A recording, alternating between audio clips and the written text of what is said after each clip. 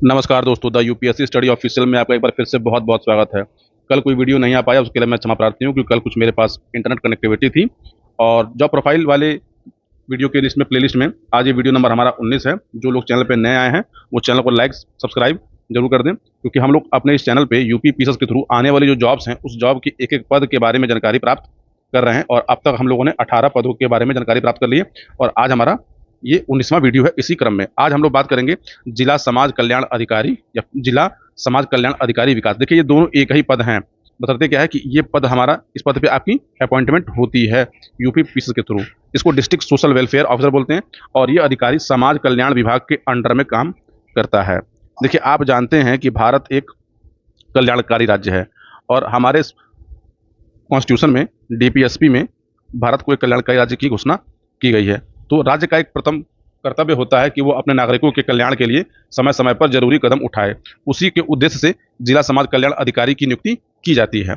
तो चलिए इसके बारे में जान लेते हैं कि क्या है ये पद और कैसा ये पद है। इस पद पर आपको ज्वाइनिंग करनी चाहिए कि नहीं करनी चाहिए। खैर, ये तो बड़ी बात है, ज्वाइनिंग तब आपकी होगी जब आप पढ़ेंगे, परीक्षा को पास करेंगे, तब आएंगे। और जो लोग मेरे चैनल पे पहले जुड़े हुए हैं वो लोग को मैंने बताया था कि मैं क्रैश कोर्स स्टार्ट करने वाला था, लेकिन उसमें कुछ कमियां हैं, इसलिए अभी मैंने उसको होल्ड पे रखा है। लेकिन अगले 1-2 दिन में वो कैसे होगा और कैसे नहीं होगा, इसकी व्याख्या मैं कर दूंगा। दिल्ली की जो घटना हुई है, उस घटना के बाद थोड़ा सा मन मेरा भी विचलित हुआ, क्योंकि है क्या, किसी व्यक्ति से, क्योंकि आप समझ रहे हैं कि कोचिंग इंडस्ट्री केवल और केवल रुपए के लिए चलती है। तो अब मैं सोच रहा हूँ कि जो अपना क्रैश कोर्स स्टार्ट करने वाला हूँ उसको मैं देखता हूँ कि मैं उसको सोच रहा हूँ कि मैं इसको निःशुल्क कर दूँ, उसको मैं फ्री ऑफ कॉस्ट कर दूँ। तो मैं एक बार अपने गुणागणित देख लेता हूँ कि अगर संभव हो सकेगा तो मैं उस क्रैश कोर्स को निःशुल्क ही कर दूंगा। लेकिन अभी मैं आपसे वादा नहीं कर रहा, लेकिन मेरा पूरा पूरा प्रयास है कि अपने क्रैश कोर्स को सभी के निःशुल्क कर दूँ, तो कि जिसको चाहे ज्वाइन करना कर हो ना करे। और जो लोग व्हाट्सएप ग्रुप ज्वाइन करना चाहते हैं, मैं लिंक भी दे दूंगा, आप या फिर इस नंबर पर व्हाट्सएप करके भी ज्वाइन कर सकते हैं। चलिए लेट नहीं करते, आते हैं वीडियो के ऊपर। तो देखिए, जिला समाज कल्याण अधिकारी बनने के लिए आपको यूपी पीएसएस की परीक्षा पास करनी होगी। इसकी योग्यता क्या होती है? आप किसी विषय से स्नातक हो। किसी भी स्नातक का जब मैं बोलता हूँ कि आपके पास डिग्री होनी चाहिए ग्रेजुएशन की, चाहे आपने किसी भी सब्जेक्ट से किया हो। जिला समाज कल्याण अधिकारी ये 5400 ग्रेड पे का एक गेस्टेड अधिकारी ग्रुप बी का होता है। और आपकी जो सैलरी बनती है, ये सैलरी है basic salary 56,100, 50% DA, HRA, travel allowance और अदर पक्ष। यानी अगर आप जब ज्वाइनिंग करके आप पहुंचेंगे तो आपके पास इन हैंड सैलरी लगभग लगभग 80 के आसपास मिलेगी। और ये देखिए, ये है पद जिला समाज कल्याण अधिकारी, इसको भी देख लीजिए आप। ये 2023 में जब आया था तो उस समय कुल 6 पोस्टें थी जनरल की, 4 पोस्टें थी और 2 पोस्टें एसटी/एसटी की थी। ये वहीं का कट ऑफ है। तो इसके बारे में एक बार देख लेते हैं कि देखिए कैसा ये संगठन होता है। आपकी ज्वाइनिंग जो होती है वो यहाँ पर होती है, समाज कल्याण अधिकारी। इसके बाद आप सहायक निदेशक, क्षेत्राधिकारी भिक्षावृत्ति, फिर आप उपनिदेशक, आगे पहुंचते हैं। थोड़ी देर रुके रहिए, मैं बताता हूँ उसका प्रमोशन कैसे होता है। सबसे पहले आप ये जान लीजिए कि जिला कल्याण समाज अधिकारी का कार्य क्या क्या होता है। तो आप ये समझ लीजिए कि जैसे कि जो छात्रवृत्ति योजना होती है, आप जब किसी सरकारी स्कूल में पढ़ रहे होंगे या यूनिवर्सिटी में पढ़ रहे होंगे, तो आपको जो स्कॉलरशिप मिलती है वो स्कॉलरशिप समाज कल्याण विभाग के द्वारा ही मिलती है। और उस स्कॉलरशिप का जो देखने का कार्य होता है वो यही अधिकारी जो है कर रहा होता है। तो देखिए, छात्रवृत्ति योजना संबंधित जो नियम कायदे कानून लागू किए जाते हैं वो यह काम करता है। वृद्धावस्था पेंशन योजना का भी कार्य यह अधिकारी कर रहा होता है। देखिए, इसका काम बहुत डाइवर्सिफाइड है। वृद्धाश्रम योजना, जैसे आप जानते हैं कि हमारे प्रदेश में हर जिले में लगभग बहुत सारे वृद्धाश्रम पाए जाते हैं। तो वृद्धाश्रम देखिए 2 प्रकार के होते हैं, एक सरकारी और एक गैर सरकारी। हालांकि सरकारी वृद्धाश्रम आपको देखने को बहुत कम मिलेंगे, जो बहुत बड़ी बड़ी सिटी मिलेंगे।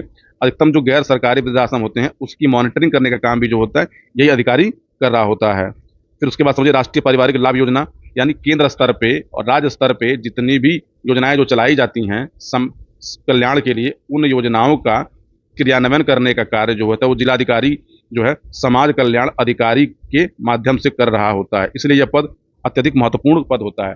देखिए, बहुत लोग ये सोचते हैं कि सरकारी नौकरी में बहुत धूम धड़ाका है। देखिए, सरकारी नौकरी में आपको काम करना पड़ेगा, और से कुछ लोग मुझसे पूछते हैं कि सर ऊपरी कमाई क्या होगी। तो देखिए, इन चक्करों में मत पड़िए।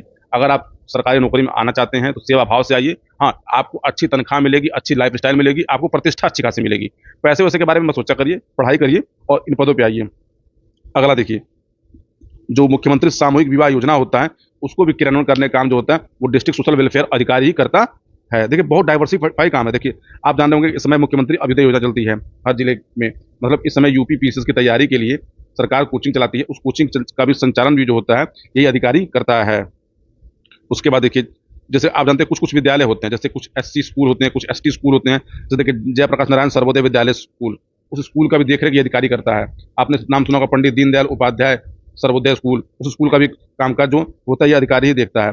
और परीक्षा पूर्व कोचिंग सेंटर, आप जानते होंगे कि यूपीएससी या फिर यूपीपीसीएस की कोचिंग करने के लिए सरकार जो होती है अपने कुछ संस्थाएं चलाती हैं। उन संस्थाओं का संचालन भी जो होता है यह अधिकारी ही कर रहा होता है। अनुसूचित जाति का छात्रावास जो होते हैं उसका भी जो है तो ये केयर टेकर होता है। अब उसके काम देखिए कितना डाइवर्सिफाई है। फिर देखिए अनुसूचित जाति जनजाति के लिए वित्तीय सहायता उपलब्ध कराता है। ट्रांसजेंडर कल्याण बोर्ड का ये एक मेंबर होता है जिले में। तो आप ये समझिए कि 1995 में इस विभाग की स्थापना की गई थी उत्तर प्रदेश सरकार के अंडर में।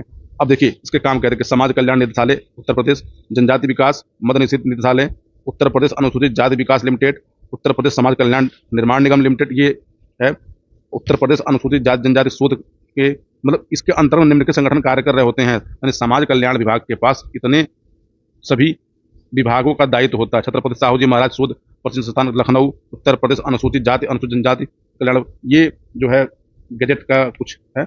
इसको अभी मत देखिए, मैं आपको डिटेल बताता हूँ कि कैसे क्या क्या होता है। हाँ, जैसे बहुत लोग सर मुझसे भाषा पूछते थे कि सर सैलरी कैसे होती है। देखिए ये पे बैंड 2 है, ये पे बैंड 3 है। यूपी पीसेस के थ्रू जो जॉब मिलती हैं उसकी अधिकतम की जो होती है वो या तो बैंड 2 में होता है या फिर बैंड 3 में होता है। तो जैसे मैंने आपको ये बताया, इसका जो मैंने कहा बेसिक पे क्या है 5400। देखिए बेसिक पे यहाँ भी 5400 दिया हुआ है, लेकिन ये बैंड 2 का है, ये बैंड 3 का है। तो देखिए जब आप बैंड 3 में होंगे तो आपकी स्टार्टिंग सैलरी यहाँ से होती है 56,100 से लेकर, ठीक। और आप जब बैंड 3 का ही आप लेवल नंबर जब 11 में होंगे तो आप यहाँ पे देखिए 5400 में 2 लेवल होता है, एक लेवल 9 होता है, एक लेवल 10 होता है। तो आप जिस पद पे जा रहे हैं आप किस लेवल के अधिकारी हैं। तो डिस्ट्रिक्ट जो सोशल वेलफेयर होता है वो लेवल 10 का अधिकारी होता है। एसडीएम भी जो होता है वो लेवल 10 का अधिकारी होता है। डिप्टी एसपी भी जो होता है वो लेवल 10 का अधिकारी होता है। इसलिए आपकी स्टार्टिंग सैलरी ये, फिर इसके बाद आपको जो भत्ते होते हैं मिला के करके सैलरी दी जाती है। अब देखिए ये क्या है, ये एक सूचना है कि जैसे कि यूपी पीसेस के लिए साक्षात्कार देने वालों के लिए, तो खैर ये सब चीज़ें हैं। अब आपको मैं आप जिसके बारे में ज़्यादा पसंद है कि प्रमोशन कैसे होता है, तो प्रमोशन देखिए क्या है कि आपकी नियुक्ति होती है जिला समाज कल्याण अधिकारी पे, इसकी ग्रेड पे होती है 5400। जब आप अपनी नौकरी के 10 से 12 साल, कभी कभी 14 साल भी हो जाता है, उसके बाद आपको बनाया जाएगा असिस्टेंट डायरेक्टर छात्रवृत्ति। उस समय आपका ग्रेड पे होगा 6600। और यहाँ से यहाँ तक का प्रमोशन थोड़ा लेट होता है, लेकिन इसके बाद के प्रमोशन फिर ठीक ठाक मात्रा में होते लगते हैं। उसके बाद आप जब 6 से 8 नौकरी पूरी तब आपको बनाया जाएगा डिप्टी डायरेक्टर उप निदेशक। उस समय आपका ग्रेड पे होगा 7600। अब आप मंडल के अधिकारी होंगे, अब आप मंडल पर बैठना स्टार्ट करेंगे। जैसे आप जिले में होंगे तो आपका जिले किसी न किसी मंडल में आता होगा। उसके बाद जैसे ही आप 4-5 साल की नौकरी इस पद पे पूरी कर लेंगे तो आपको बनाया जाएगा ज्वाइंट डायरेक्टर, ठीक। देखिए यहाँ आते आते लगभग सारे अधिकारी रिटायर हो जाते हैं। जो बहुत अर्ली एज में होते हैं वो डायरेक्टर के पद तक पहुंच पाते हैं। यानी इस पर कम से कम 4 से 5 साल, कभी 5 से 6 साल ऊपर अगर वैकेंसी है तो, ठीक। ये वाला इसका जो ग्रेड पे होता है वो 8900 होता है और ये हमारा 10,000 ग्रेड पे का होता है। हालांकि देखिए मेनली इस पद पर जो होता है डायरेक्टर पे, वो आईएएस अधिकारी को या बहुत सीनियर मोस्ट पीसीएस अधिकारी को ही पोस्टिंग मिलती है। देखिए पीसीएस अधिकारी इस पोस्ट पर भी अपॉइंट किए जाते हैं, मतलब जो एसडीएम होता है उसको भी यहाँ पोस्टिंग मिलती है। तो अब देखिए इसमें है क्या कि आप कितनी जल्दी इस जॉब को पाते हैं उतनी जल्दी ही आप यहाँ पर पहुँचेंगे। तो ये जो था ये टोटल जानकारी थी डिस्ट्रिक्ट सोशल वेलफेयर अधिकारी के बारे में। देखिए आप लोगों ने जिन जिन पदों की बात की है, मेरे चैनल पर इसमें सबसे ज़्यादा डिमांड 2 पदों की है। एक है बीएससी, एक है डीवाईएसपी और एक होमगार्ड डिस्ट्रिक्ट कमांडेंट की। मैं प्रयास करूंगा कि जो अगला वीडियो हो वो इन तीनों में से कोई ना कोई एक हो। तो आप तैयारी करते रहिए। आज 1 अगस्त हो चुका है, आपके पास समय नहीं है, इसलिए यूपी पीएस का पेपर 27 अक्टूबर को होना है। जम के तैयारी करिए। इस तैयारी में मैं आपकी सहायता किस प्रकार कर सकता हूं, आप मुझे व्हाट्सअप कर सकते हैं, कमेंट कर सकते हैं। मैं आपकी पूरी सहायता करने का प्रयास करूंगा। लेकिन आपकी सहायता मैं तभी कर सकता हूं जब आप अपनी सहायता स्वयं करेंगे, क्योंकि पढ़ना आपको स्वयं होगा। ये बात आप भली भांति समझ लीजिए। इसलिए आप तैयारी करिए और सिलेक्शन लीजिए। देखिए समय बहुत ही अनुकूल नहीं है, समय प्रतिकूल है। इस समय अपने आप को एनर्जी से लवरेज रखिए, चीज़ों में उलझिए मत। अपनी तैयारी को जितना आप आसान रखेंगे, कॉम्प्लिकेट मत करिए। अक्सर लोग अपनी तैयारी को बहुत कॉम्प्लिकेट कर देते हैं। जब कॉम्प्लिकेट कर देते हैं तो जो काम 2 साल का होना हो तो उसमें 5 साल, 6 साल, 7 साल लग जाते हैं। इसलिए सामान्य तरीके से पढ़िए, समान छात्र की तरह पढ़िए और पढ़िए। इसके अलावा कोई विकल्प है नहीं। चलिए मिलते हैं जल्दी आपसे अगले वीडियो में। तब तक के लिए बहुत बहुत धन्यवाद। आप थे मेरे यानी चंचल के साथ। पूरा वीडियो देखने के लिए आप सभी को एक बार फिर से धन्यवाद।